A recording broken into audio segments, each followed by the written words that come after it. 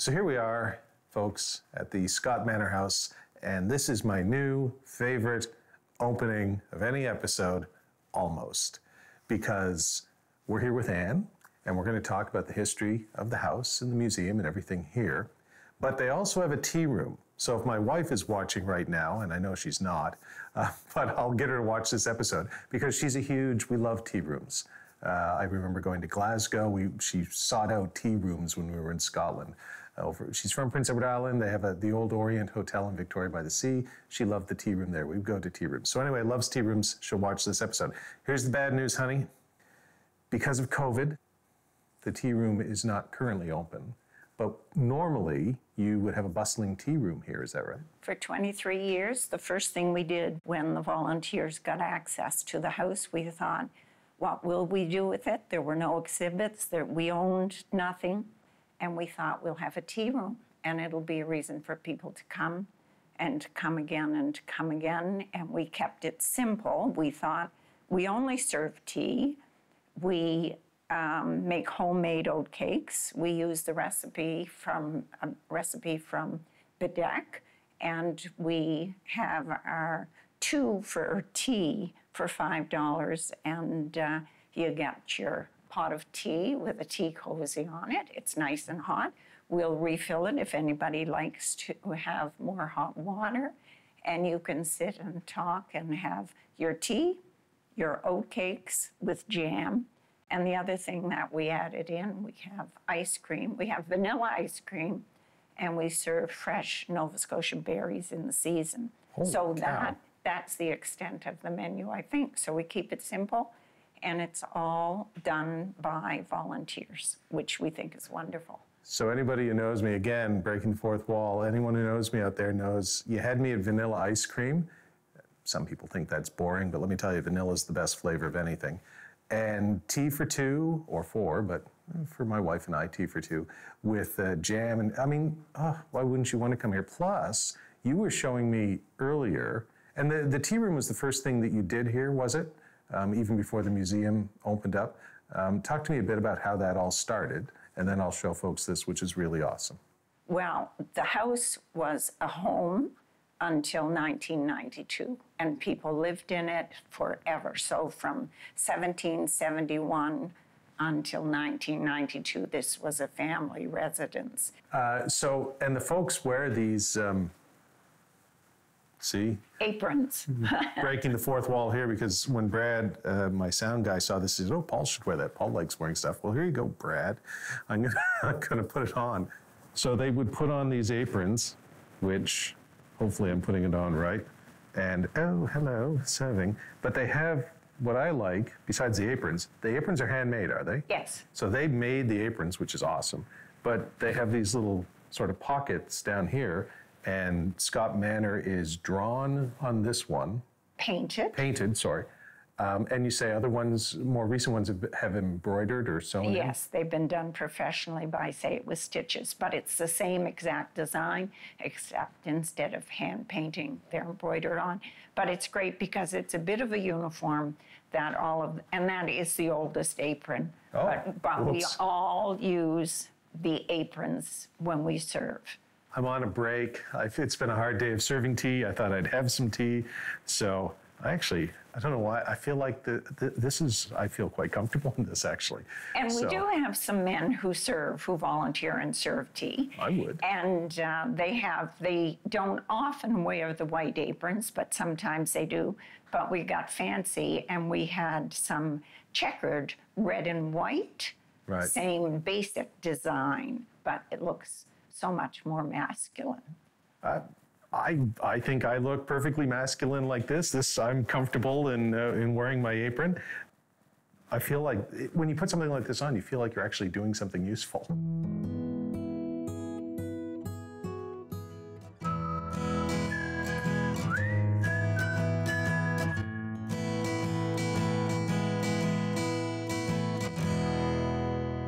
My nephews what are they? They're 18. I should know that. I'm a terrible uncle, folks.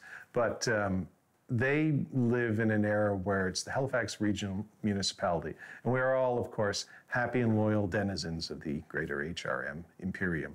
But before they decided to amalgamate everything, there was Dartmouth, there was Halifax, there was Rockingham and Fairview, there was Bedford, 17 different Sackvilles, I think. I don't know how many Sackvilles there are, but there were a lot. And these were all individual communities, very much with their own histories, their own character, and very much sort of separate from the other sort of things, even though they were all linked together by roads and things. And I find that that's still the case. So you can come out to a place like Scott Manor House, and yeah, Dartmouth has its own museums, which are lovely, Halifax, every place, but this is Bedford, right? This is what I consider is the center of Bedford heritage. Right. So this is the place where all of the heritage, the stories of Bedford, Old Bedford, New Bedford, the developing Bedford, we are the repository of the heritage of Bedford. And I don't call it a museum. I always just refer to it as the Scott Manor House, and it is the center of our heritage. So if anybody wants to come and find out what Bedford looked like when Millview was full blast, industrial, then we have that information here. And actually we have someone from Halifax Planning Department coming on Friday because she wants to learn something about the history of this because they have a planning issue. They're coming here to get the answer. Welcome from outside your castle walls in Halifax, coming out to Bedford to see how it's done out here. Well, it's a lovely house. It's actually a lovely neighborhood too. It's a great place. It's a great neighborhood. Great place to go walking and stuff. But you have a Group of Seven exhibit here too, which we'll look at a little later with Terry, and Lismer, of course, lived here. One of the founding members of the Group of Seven. But when you come to the tea room, which is where we're sitting now. If you were sitting right here, you could look up and you could see an Emily Carr. It's kind of like the eagle is looking down at me as I'm drinking my tea and saying, "You should have the ice cream," which is how I imagine an eagle would talk, which is probably not how they would talk. But yeah, no, it's wonderful. So this is a good first stop. Folks can come in and have tea, and then they can see the museum and the exhibits and everything, and the Group of Seven exhibit as well, which is what we're going to do, with one exception. We didn't get tea, sadly. These are empty because the tea room isn't open. Curse you, COVID, but better days are coming. Exactly. And this place has been around long enough to see things like the Spanish flu pandemic, and it's been through all sorts of stuff like that. 250 years. So we've survived all of those things, and we'll survive COVID too, and life will get back to normal. And when it does, I will be here having ice cream and berries. Small or large? Well, I think everybody at home knows it's going to be large. Then such a rapport developed that Bedford, England sent the banner to the children in Bedford Central School. And this is the banner.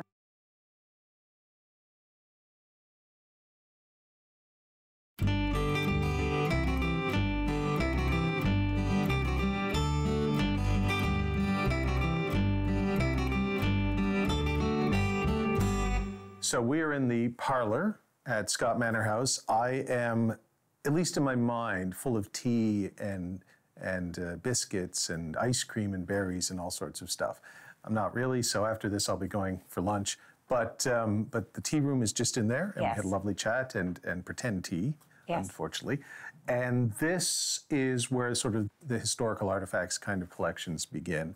And we're in front of a painting of Scott Manor House here. You were telling me before we began, you already pointed out a couple of things. I'm standing next to 3 of them. 2 of them look surprisingly similar. So these chairs, tell me a bit about these chairs. And also, this is the only fireplace in the house? I already know the answer. I'm glad you know the answer. This is one of the fireplaces in the house, and how many fireplaces? One of the 9 fireplaces in the house. And of course, when it was built in 1771 or thereabouts, people would have been chilly in the winter. There was no central heating, there was no central water, there was no electricity, there were no fridges, but they had fireplaces.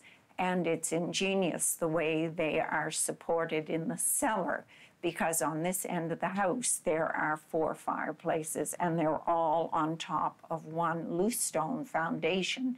in the cellar, loose stones. This is one of the 9. So these 2 chairs, you were telling me, Were a gift to the Fort Sackville Foundation, and they came from Lady Jane Fraser, which I am always impressed. Lady Jane Fraser, yes. And her husband was knighted, and his name was Sir Charles Frederick Fraser, and he had been blind, and he did tremendous work with the blind, and he was knighted for his outstanding work with the blind in Nova Scotia. And he was the head of the Nova Scotia School for the Blind. When he first was involved with the school, it wasn't called a school, it was called an asylum for the blind. It's an and these unfortunate chairs were in his house, and his house was on Shore Drive, which is just below us. So he lived in the neighborhood. He lived in the neighborhood, and then his house, I believe, was bought by the Hustons, and why do I think of that? It may not have been bought by the Hustons, but it was, in the end, when they sold the house, the property, these 2 chairs were given to us. Somewhere the Huston family is watching this going, yes. We own property on Shore Drive? Oh, they did. Excellent. Oh, for sure they did. I'm just thinking if it was the right house. Right. Yes. So Bedford, Nova Scotia is here, but there is a Bedford in England. There are Bedfords everywhere, yes, there is and I suppose a lot of the ones throughout the world are named for the Bedford in England. Yes, I mean, if we ever colonize other planets, there'll probably be a new Bedford on Mars at some point. Yeah, I'm not moving there, but Elon Musk might. You actually have a banner that is, tell me a bit about the banner from Bedford, England, if I have that right. Is that true? Yes. Yeah. The school children in Bedford, Nova Scotia, through the help and urging of their teacher, started corresponding with school children in Bedford, England.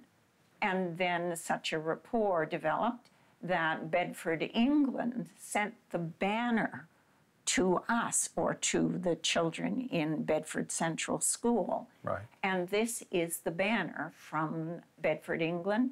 And it has a depiction of an eagle that is crowned and has big talons, but it also has a castle. And the castle is quite ornate with its turrets, but there is gold thread. It is stitched with gold thread, that castle depiction. Wow. First of all, much different eagle than Emily Carr's eagle. Yes. Much more imperial, this one. Emily's seems like an eagle you might just find out in the woods somewhere. My kind of eagle. So this one, I'm just going to commit a grave camera sin and cross. It says a celebration of Empire Day in Bedford School. So hence the reason why it looks very imperial and menacing sometimes. So different eagles and a nice tie into, I don't know if it's the original Bedford, but maybe. Certainly the Bedford that this town was probably named for. Probably. Yeah. And this was Sackville. Right. Originally. Okay. And it only became Bedford because when the train was first developed, and the first track only came as far as the Sackville River. They didn't have the bridge built, but the train came. But then the train extended and it went through New Brunswick. And there was already a Sackville, New Brunswick on the line. So a sign appeared and we became Bedford. So this was originally like upper Sackville. It was all Sackville, the Sackville River, Fort Sackville. Right. This was all Sackville, and the name got stuck. Well, the name was put on the train station. As the train stopped, we became Bedford. See, that's why I do this show. I've lived here my entire life, and by here I mean Dartmouth and Halifax, but this area. I did not know that, because occasionally folks that maybe grew up in Dartmouth in an extremely good-natured way make fun of Sackville. Sometimes totally good-natured for you. My friends in Sackville, some of my best friends are from Sackville.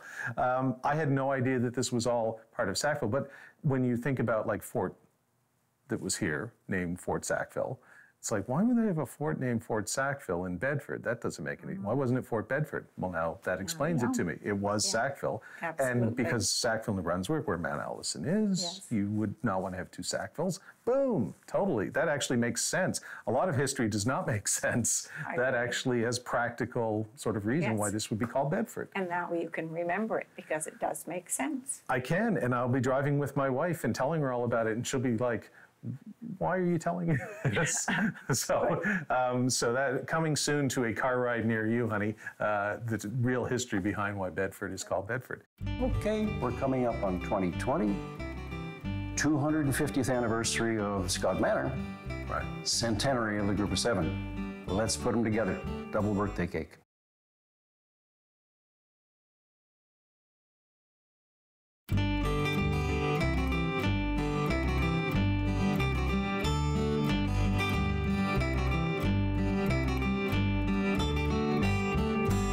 So we're back. I've been to the tea room here at Scott Manor House.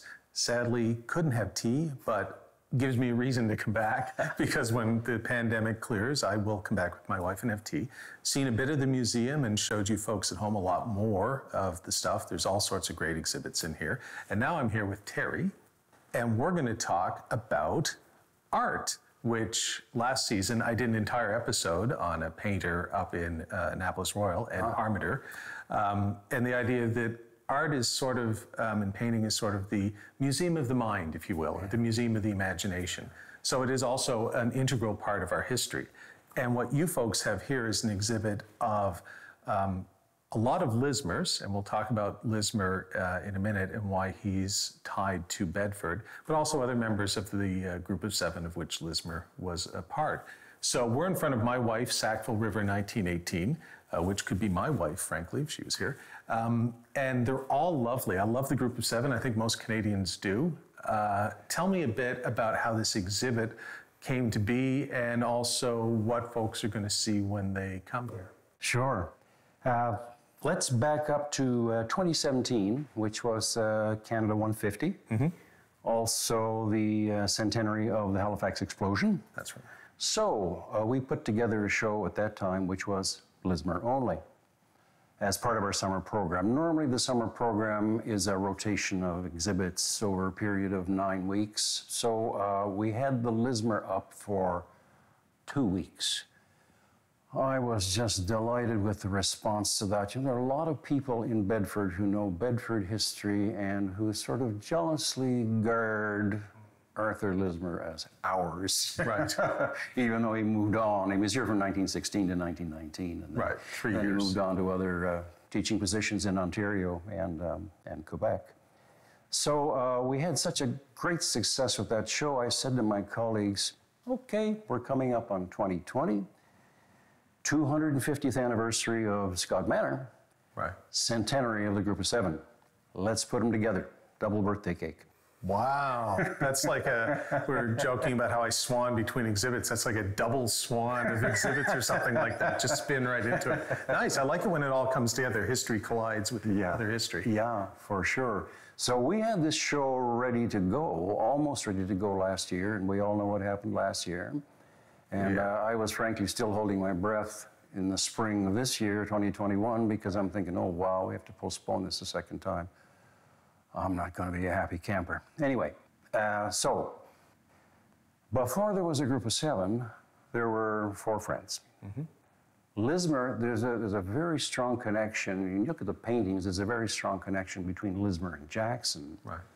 In terms of personal connections, an even stronger one between Lismer and Fred Varley, because they hail from the same town in England, namely Sheffield. And I thought it was so interesting in 2017 when we had a lot of people in here. Nice thing that happens in the summer is that a lot of Bedford folk have a family visiting from away. Right. We had people visiting here who were from Sheffield, England. And of course, when they found out that the favorite son back in Sheffield was on display here, they were over the moon. So that was wonderful. So a group of 4, as it were, before this, a group of 7, namely Lismer and Varley, because really Lismer talked Varley into coming to Canada. So that's like a really solid foundation for the Group of 7 right there. And also A.Y. Jackson was on the scene already. Tom Thompson was on the scene. Those were the four friends, and we've got a picture over there of the four of them, along with Mrs. Lismer. Here she is again. And baby Marjorie in Algonquin Parks. That's 1913. 7 full years before the group forms. Oh, that's Mrs. Lismer. That's Mrs. When Lismer. I see my wife, I immediately thought, wait, my wife. I think everybody will look at that could be my wife. No, of course, he was painting his own wife. Oh, Paul. Yes, indeed. Well, if nothing else, it proves I love my wife because she's on my mind.